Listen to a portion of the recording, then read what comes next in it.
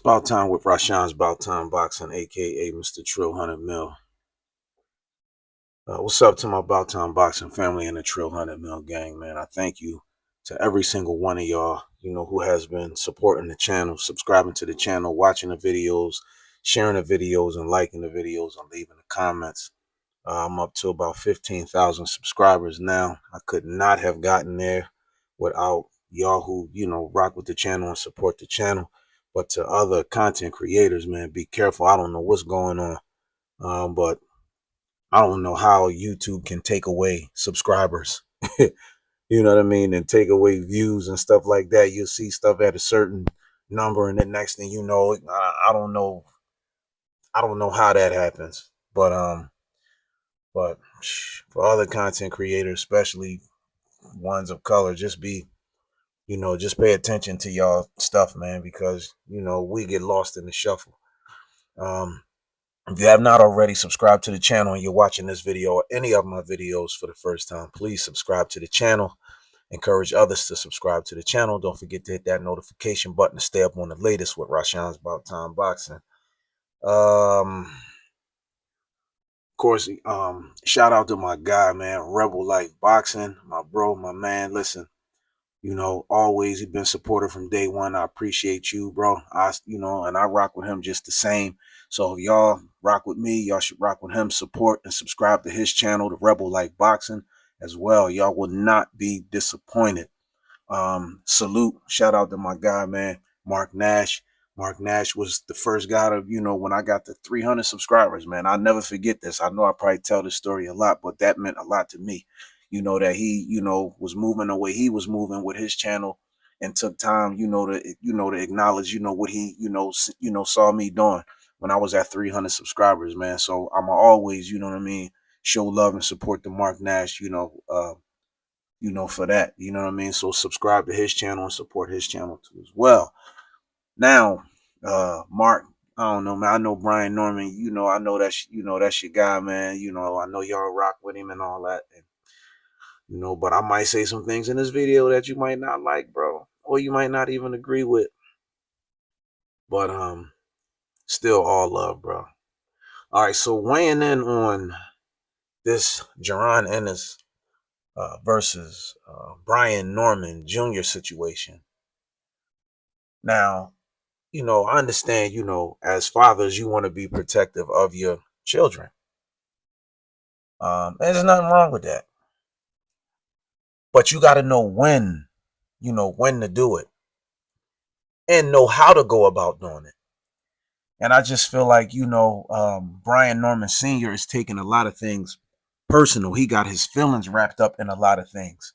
A lot of videos that I see that he does, he's speaking from a defensive standpoint. He's being extremely defensive, about this whole contract negotiation thing with his son. In Eddie Hearn, Matchroom, Jaron Ennis, Bozy Ennis, and in some of the interviews, like it seemed like, he was, like trying to take like personal shots, at people. But my thing is this here. Okay, so you got Brian Norman Jr. He's 26-0, 20 knockouts, right? He made his pro debut in 2018. January 2018, if I'm not mistaken. Y'all can drop the comments in the comment section below. Correct me if I'm wrong. Now, it was a lot of talk about, because I'm going to touch up on a few different things. So first they talked about the sparring thing when Brian Norman Jr. sparred Jaron Ennis. And Brian Norman, 23 years old now. Boots is 27. Boots is 32-0, 29 knockouts. One no contest, I believe. Brian Norman has 2. Now, when they was talking about the sparring and talking about, because when Greg Hackett, shout out to my guy Greg Hackett, salute to Greg. Subscribe to his channel too, GHB TV. I rock with Greg Hackett too. So support GHB TV too as well.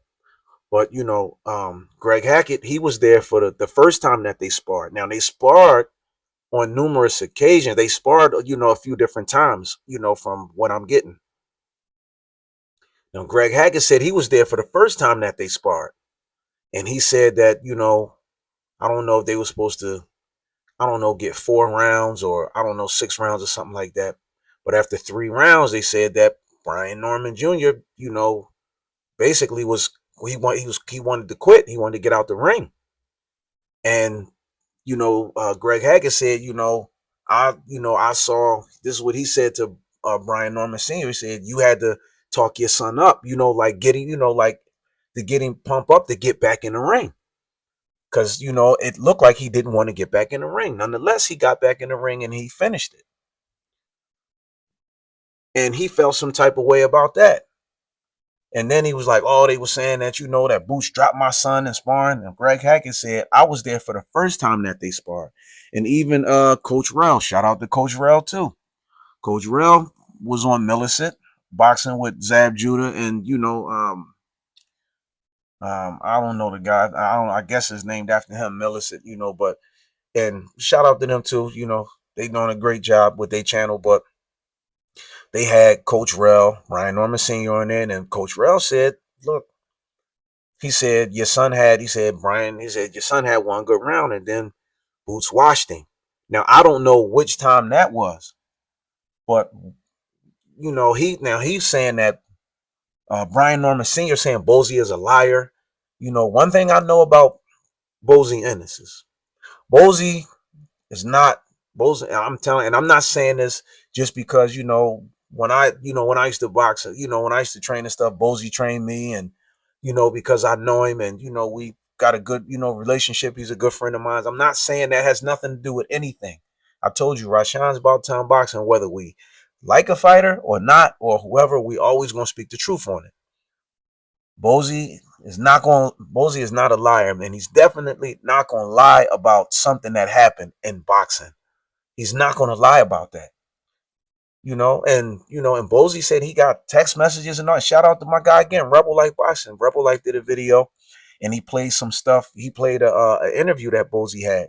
You know what I mean? He was doing an interview and Bozy was like, man, I don't like to do this type of stuff. I don't like to try to put people out there. You know what I mean? He's like, but he doing the whole, he running his mouth too much. And this is what everybody is seeing.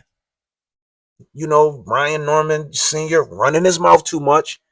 You making your son out to be more than what he really is, instead of just letting him keep his head down and put his work in and let the work that he do let it speak for itself. Because that's what Boots did.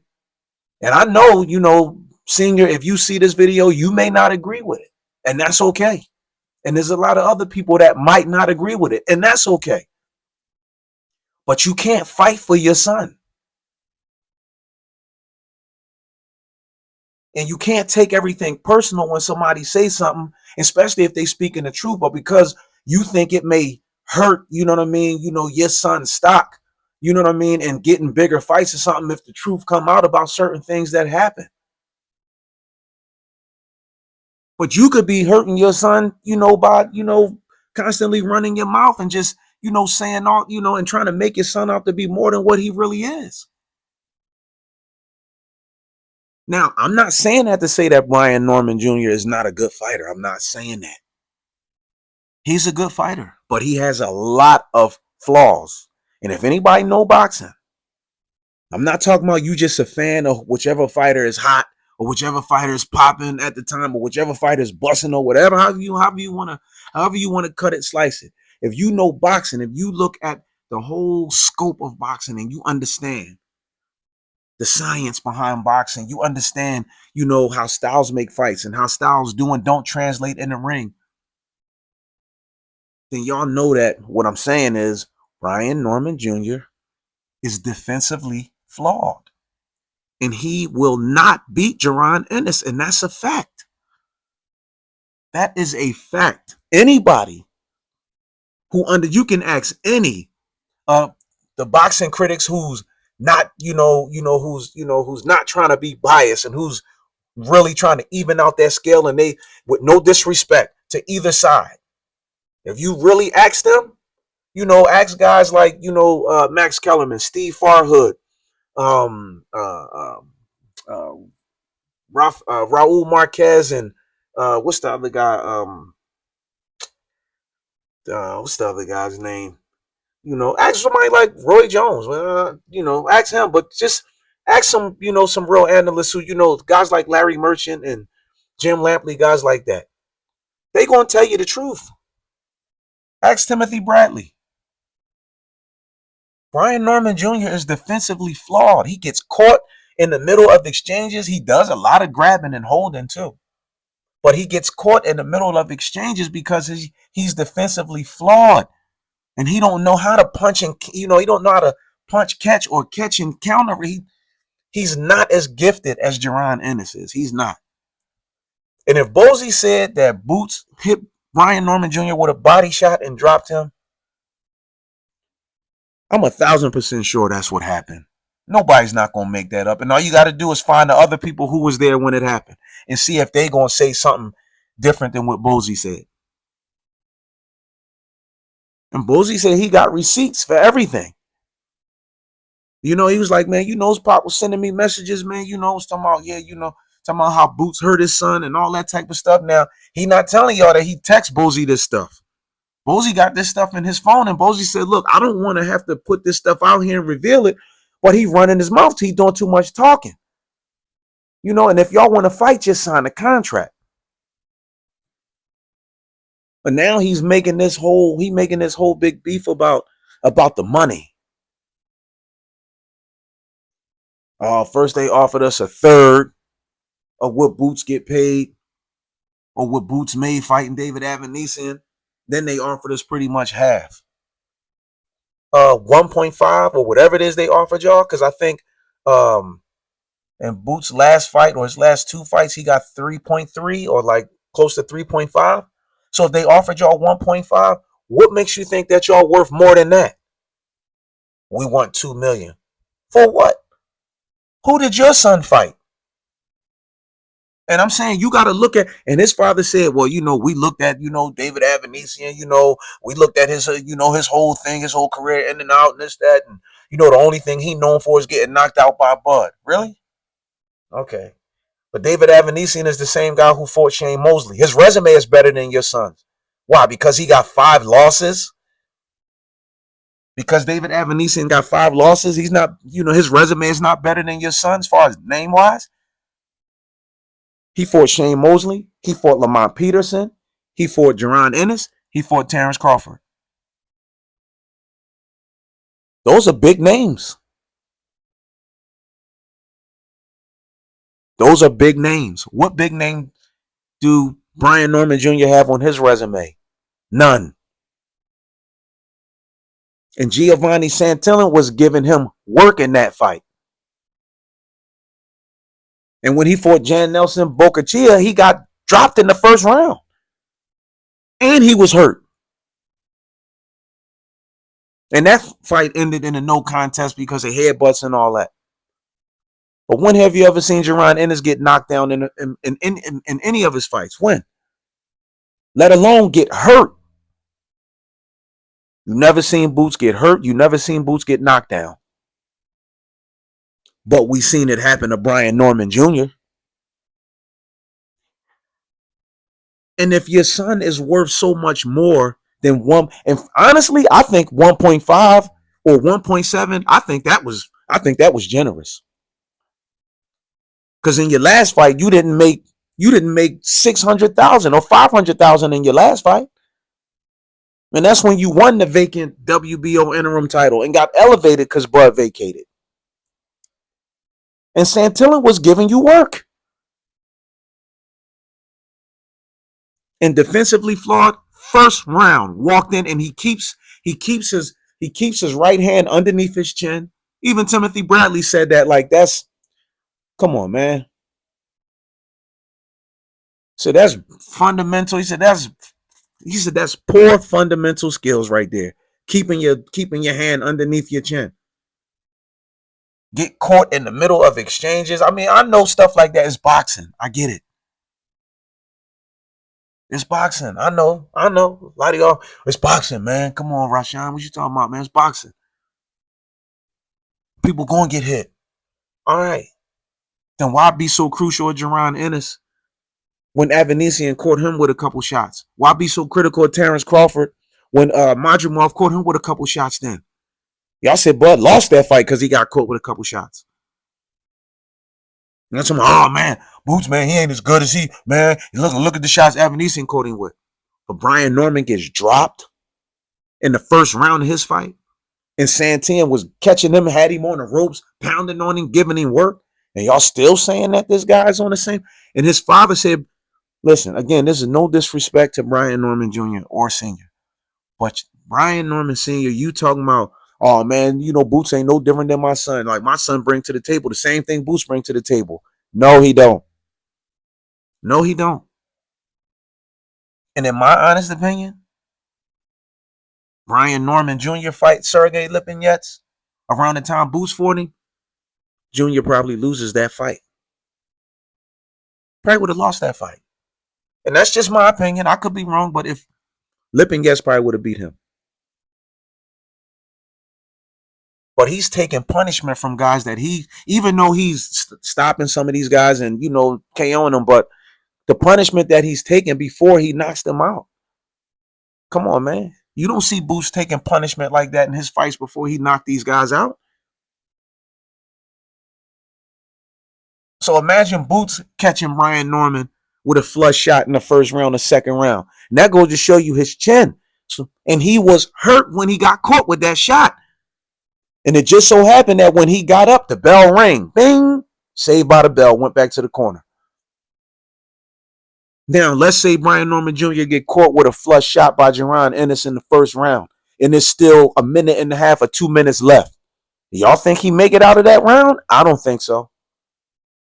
I don't think so. He cannot beat Jaron Ennis. That's just, and this is no disrespect to the Normans, senior or junior, none whatsoever. And I'm not being biased. So some of y'all might be like, oh man, you just said, no, I'm not being biased. I'm just telling the truth. I'm telling you what I see and what I know. Stylistically and skill-wise, he is not equal on he's not equal to Jaron Ennis. He's not on the same level as Boots. He's not.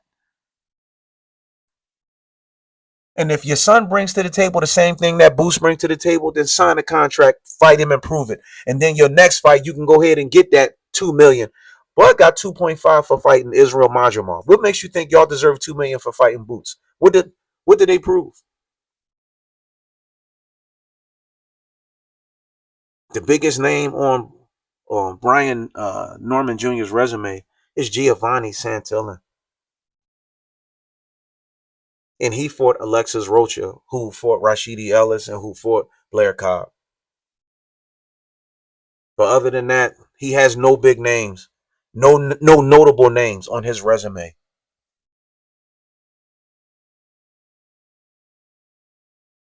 You won the WBO interim title by fighting somebody who used to be Timothy Bradley's sparring partner when Timothy Bradley was an active fighter. And Timothy Bradley has been inactive for a long time. So you beat this. So that you getting that WBO title was a gift. That's why they didn't put you in there with somebody who really could give you a problem. Because other than that, you wouldn't have gotten that belt. But you can't say the same thing about Jaron Ennis because they could have put him in there with whoever. And he would have still walked away with that IBF interim title, no matter who they put him in there with. And this is why you have people avoiding Jaron Ennis, but they're not avoiding Brian Norman Jr. And if, senior, if your son is everything that you say he is, why are you not talking about all the offers that's being made to y'all? How come social media is not buzzing with offers being made to y'all by a bunch of different people wanting to fight y'all? Because you're not the talk of the town. But Jaron Ennis is the talk of the town, and y'all know that. And I feel like y'all kind of leveraging Boots' name, like y'all using his name to pump y'all up. And now, November 8th or something like that, you're supposed to be fighting somebody named Derek Cuevas or something on the same card with Keyshawn Davis.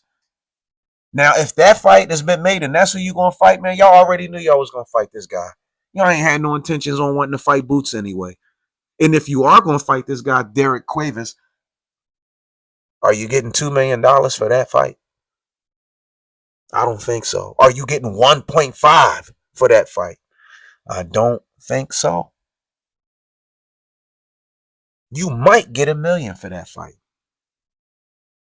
You might. And fighting Jaron Ennis, this would have been your biggest payday.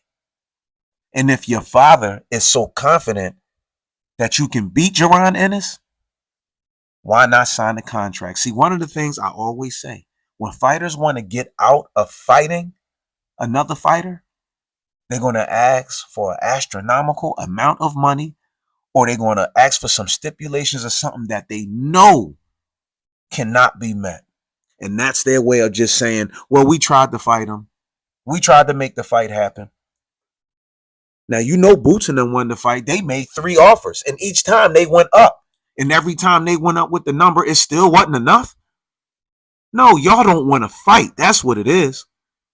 Y'all don't want to fight because you know what's going to happen. Boots knock out your son, unify, take your son's belt, and then your son drop back down and got to work his way back up. You know that's what's going to happen. So what, you trying to get a little cushion for that fall? Because that's what it sounds like. You're trying to get a little cushion for that fall. And I know this video probably going a little bit too long, and I didn't intend on this, but I'm going to touch up on one thing, you know, hopefully, and I'm going to try to end this video now. When he talked about when Boots sparred his son, he said his son was 19 years old. And so he was basically trying to make up excuses. Boots has been demolishing guys, man, since, you know, he was a kid. When he was 13, 14 years old, he beat the piss out of Blair Cobb. Blair Cobb might deny it. Ask him about when he sparred Boots when Boots was like 13, 14. And if Boots had a bad day sparring, you ain't see Bozy ever making up no excuses for his son. They just go back to the lab and get to work.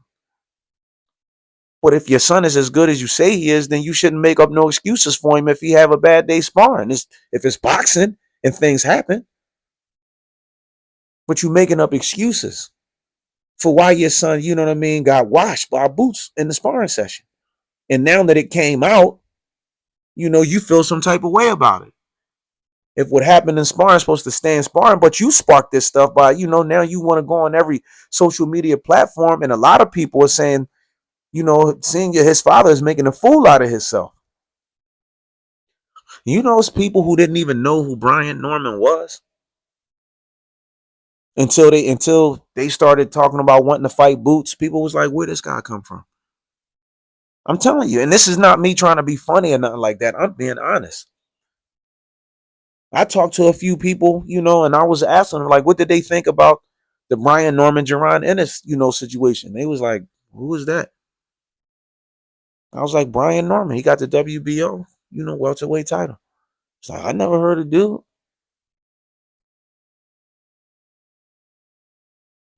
But the point is this here. When fighters start trying to, or they're, you know,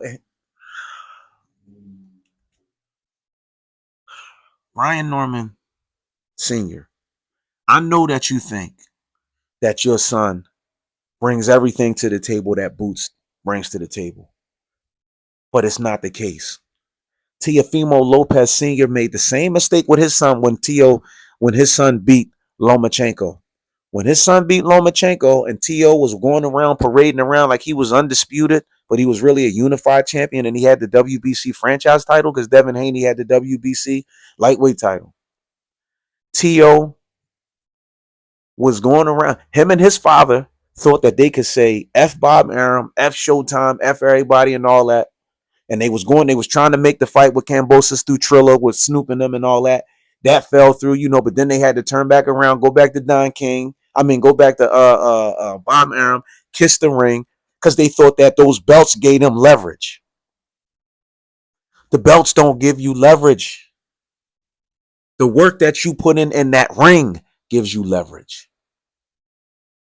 That's why Terrence Crawford can do the things that he do. He put the work in already. What, y'all didn't put no work in yet. You never heard Jaron Ennis complaining about money. You never heard him complaining about money. When he did interviews in the past, when Jamal James fought Butayev, I think, and I think Boots was getting ready to fight Lipinets or somebody, and they asked him about the money. Boots said, man, I'm not worried about no money. I'll put the work in and all that stuff will take care of itself. Let me prove that I'm worthy of this. Let me, put the work in, you know what I mean? Show everybody that I'm the best, how good I am, and the money gonna come. See, you trying to get the money without proving nothing.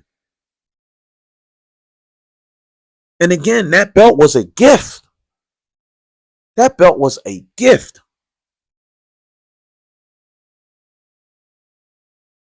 And you had to put in some work to get that against somebody who's lower level opposition. Giovanni Santillan, come on, man. If you had problems with him and you had problems with Bocachia, you can't see what type of problems y'all gonna have with Jaron Ennis and Bozy Ennis, with Team Ennis. Y'all can't see that.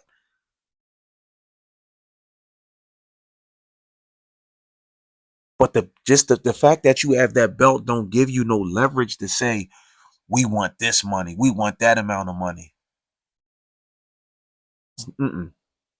Don't work that way. And Bob ain't gonna let y'all off the leash, to go running around doing all that stuff.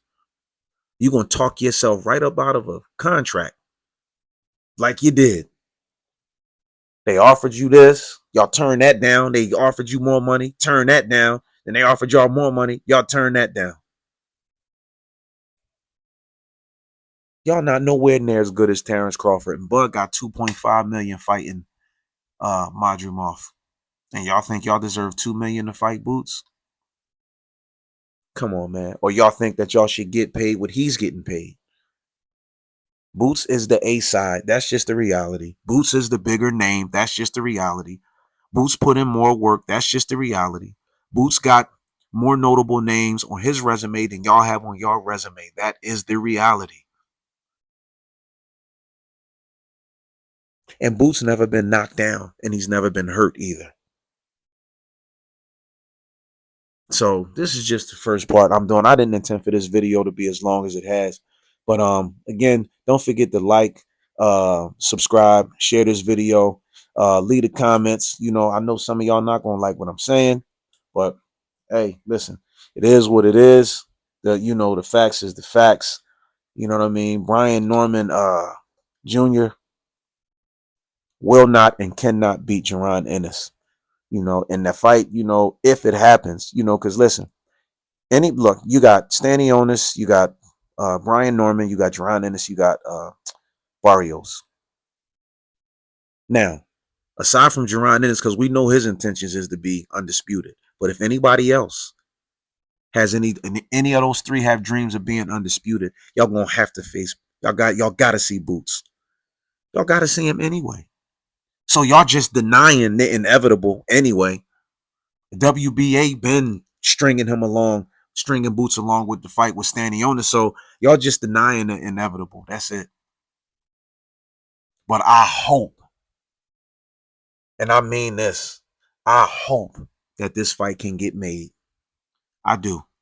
Now, granted, they may not fight in November because more than likely Ryan Norman is going to fight this guy, Derek Cuevas, and Boots has to fight Kareem Chukasan. Now, it'll be a shame if Brian Norman Jr. loses his belt before he get a chance to fight Boots, and then he's going to wish that he took that 1.5 million.